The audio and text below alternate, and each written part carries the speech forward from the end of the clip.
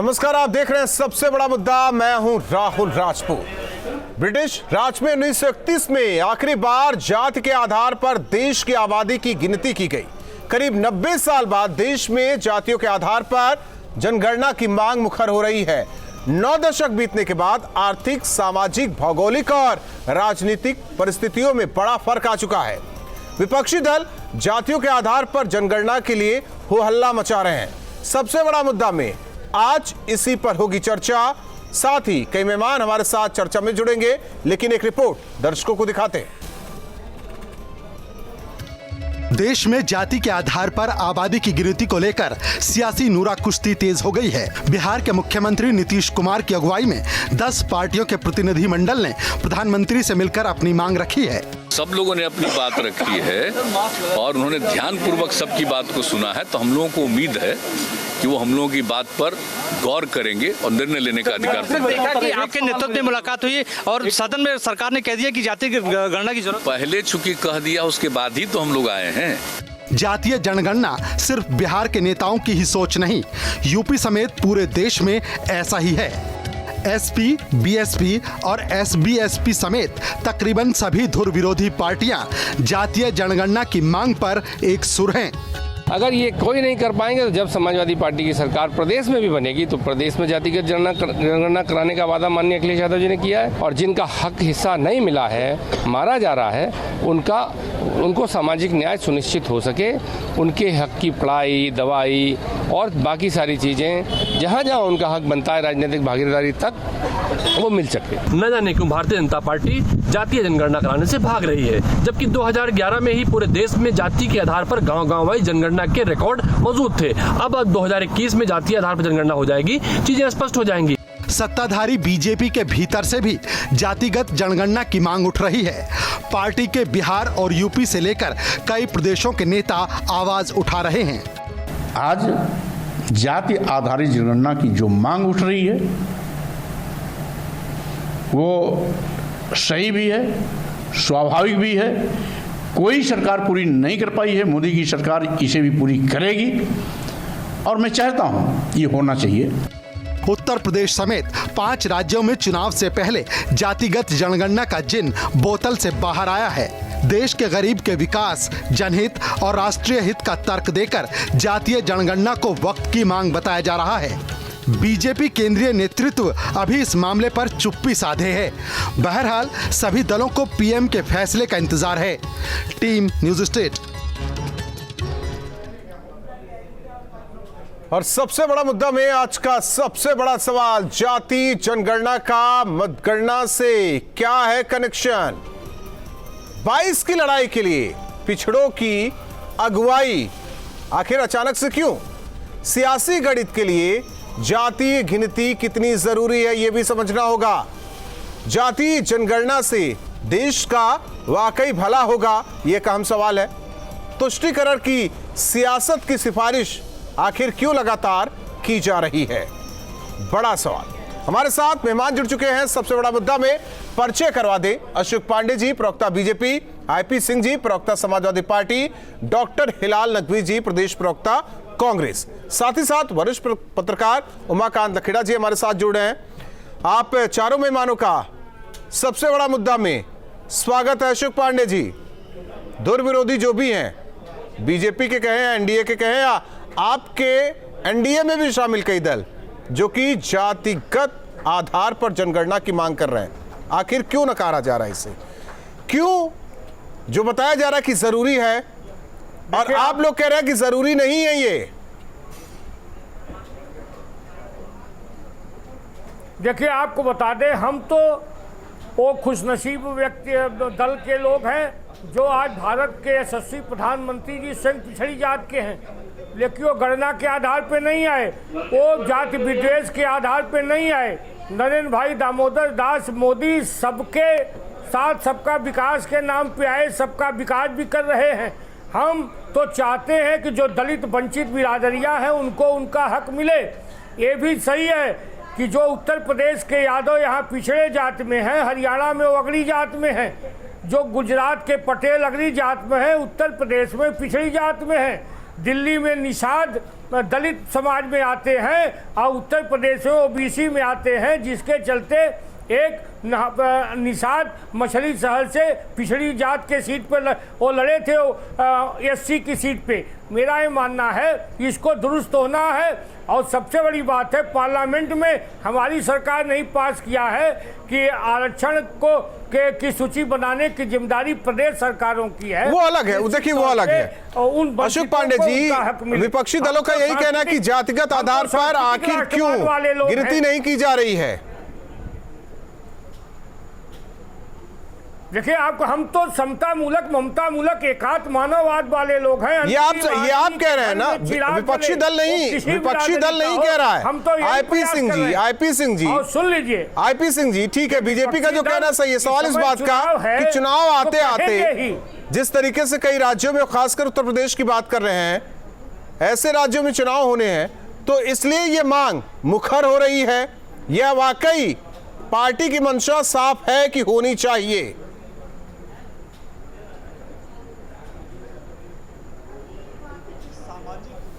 जो लड़ाई है जी, आर्थिक रूप से, सामाजिक रूप से जो पिछड़ा हुआ वर्ग है उसको न्याय नहीं मिला है।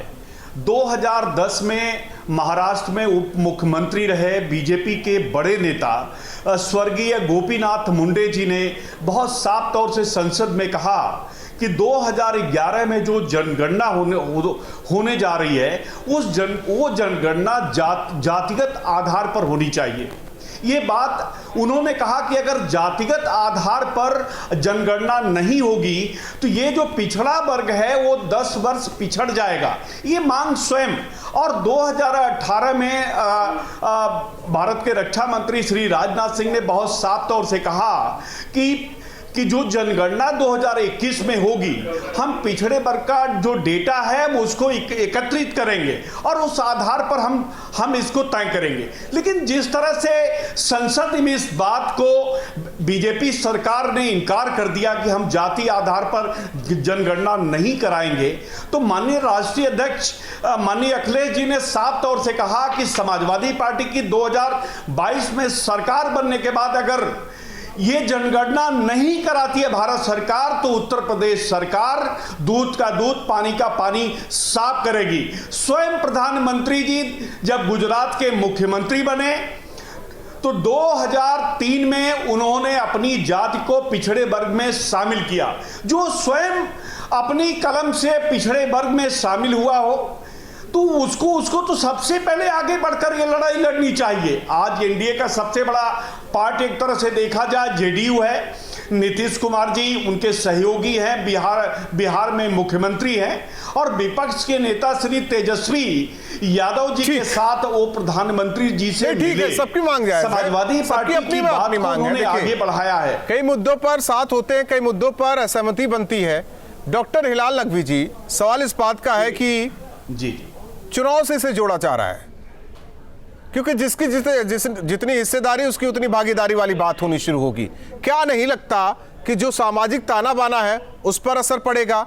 या जिन पिछड़ों की बात हो रही थी, क्या इससे पहले नहीं हुई, लेकिन अब जो मांग मुखर हो रही है उसे चुनाव से इसलिए जोड़ा जा रहा है? रुक जाइए 6 महीने, चुनाव होने दीजिए, फिर मुखर कीजिए अपनी मांग। देखते हैं कौन कौन नेता दिखाई देता है सड़कों पर।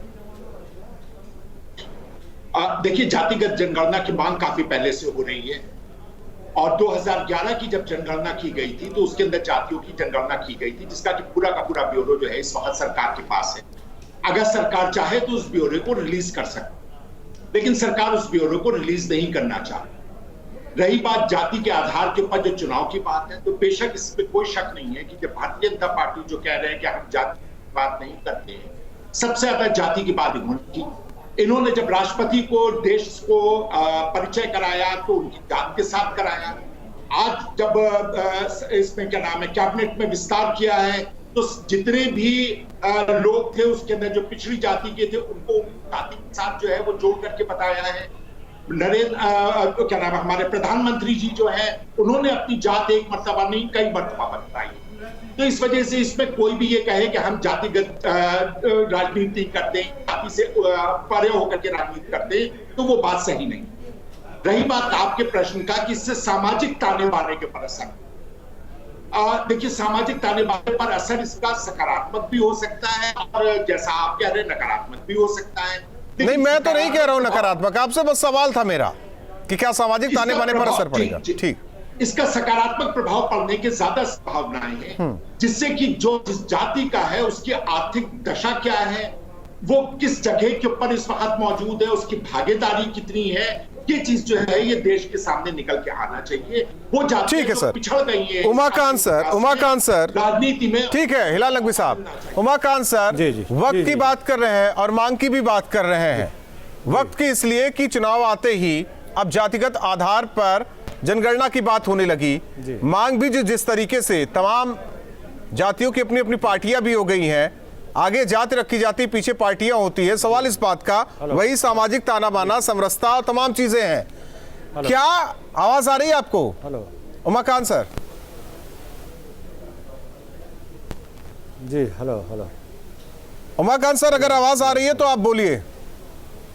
हेलो, हाँ जी, आवाज आ रही है। हेलो, अब आई आवाज। ठीक है सर, आप बोलिए। देखिए, मैं इसमें मेरी आवाज आ रही है आपको? हाँ, आ रही सर। मेरी देखिए, ऐसा है कि भारतीय जनता पार्टी ने देखिए जातीय जनगणना की मांग को लेकर के आज जो नीतीश कुमार और बिहार का जो सर्वदलीय प्रतिनिधि मंडल मिला है प्रधानमंत्री से, जाहिर सी बात है कि उत्तर प्रदेश भी अगर ऐसा इस मांग में उत्तर प्रदेश की राजनीति में भी एक बहुत बड़ा एक किस्म से उबाल आने वाला है इससे, क्योंकि उत्तर प्रदेश में भी जातियों की लगभग मोटे तौर पर वही स्थिति है, उससे कम स्थिति है, लेकिन है एक मजबूत स्थिति। जातीय व्यवस्था उत्तर प्रदेश और बिहार की एक जैसी है मोटे तौर पर। लेकिन मैं ये मानता हूँ कि बीजेपी की जो सबसे बड़ी चिंता है वो ये है कि भारतीय जनता पार्टी का एक हिंदुत्व एक बहुत बड़ा एजेंडा है, और हिंदुत्व के एजेंडे में 2014 में, 2019 में और 2017 के जो विधानसभा चुनाव में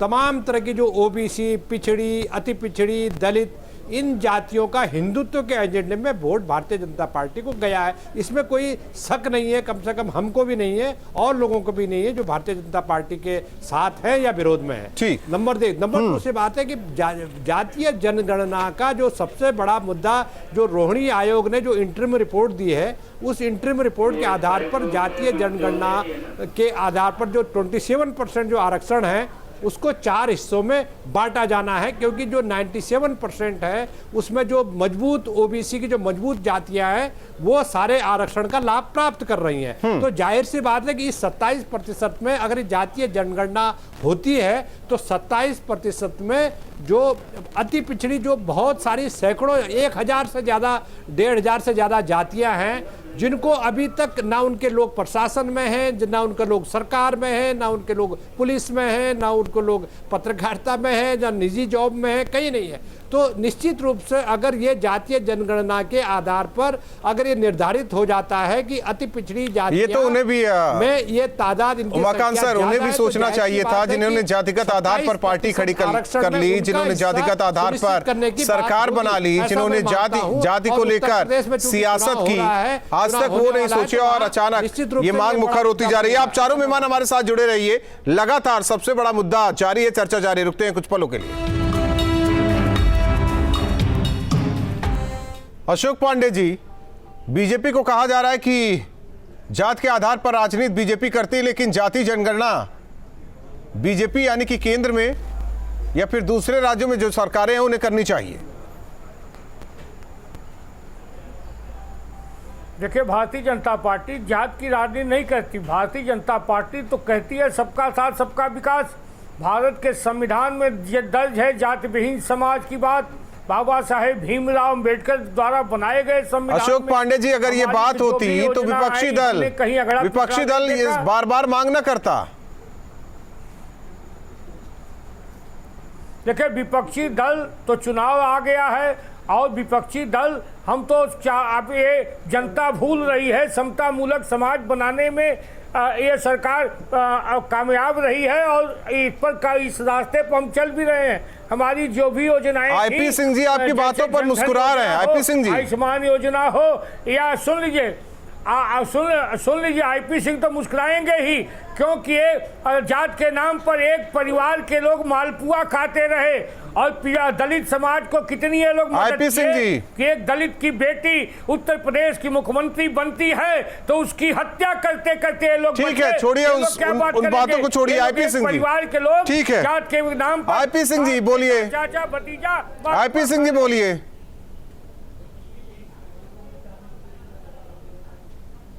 17 में भारतीय जनता पार्टी ने पिछड़ी जातियों से ये कहा कि आप हमें वोट दीजिए, हम आपके समाज का मुख्यमंत्री बनाएंगे। और उत्तर प्रदेश में नाम बदलकर श्री अजय सिंह बिष्ट का नाम बदल दिया, उन्हें आदित्यनाथ कर दिया। वो जोगी थे, उन्हें योगी बना दिया। और उत्तर प्रदेश में उत्तराखंड के किसी व्यक्ति को मुख्यमंत्री बनाने का काम किया। सांसद तो वो गोरखपुर से रहे, देश का सबसे बड़ा सूबा है। बचपन उन्होंने बचपन से है। अगर देखिए, उत्तराखंड, उत्तर प्रदेश से उत्तराखंड अब जाके कुछ सालों पहले अलग हुआ ना, तो फिर उसी से जोड़िए आप। अगर कोई तब आ गया, वैसे तो बहुत लोग हैं। अरे भाई, उत्तराखंड गुजरात में किसी उत्तर भारतीय को प्लेन के किसी व्यक्ति को मंत्री बनाकर देखिए। क्या 25 करोड़ की आबादी में एक व्यक्ति नहीं मिला?